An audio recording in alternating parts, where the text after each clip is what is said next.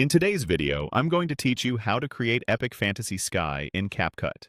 We're taking a regular sky and turning it into a cinematic fantasy scene by blending a giant planet into your shot. This workflow is simple, clean, and perfect for both mobile and desktop versions of CapCut. Start by opening CapCut and creating a new project. Import the clip you want to enhance. Shots with a clear sky, a horizon, or some foreground elements like buildings or trees work best because they give you places to hide edges and sell the scale. Bring your footage onto the timeline so it's your base layer. Next, add your video and image. For this example, we're using an image of the planet Jupiter, but any high-resolution, royalty-free celestial image will do. Place the planet on a layer above your footage.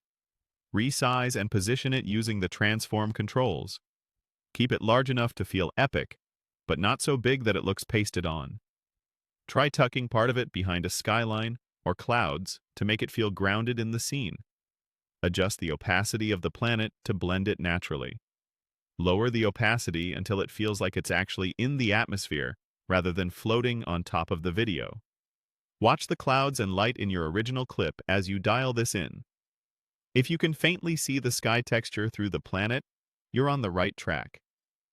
Now go to Mask and select Split. This gives you a straight, gradated edge to hide the transition.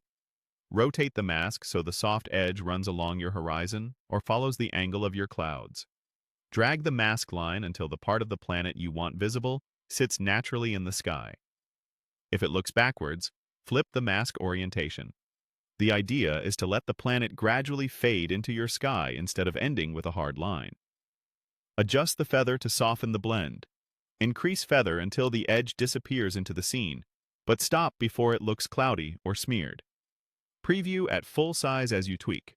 Too little feather shows a cut. Too much makes the planet look foggy. Finally, make other adjustments to match the planet to your footage. Use color and exposure controls to align temperature, tint, and contrast with the sky. A slight blur can help if your background is soft. A touch of grain or noise can unify textures. If your shot moves, subtle keyframes on position and scale will keep the planet anchored. Play it back a few times, fine-tune the opacity and feather, and when it feels seamless, you're done. Enjoy your epic fantasy sky.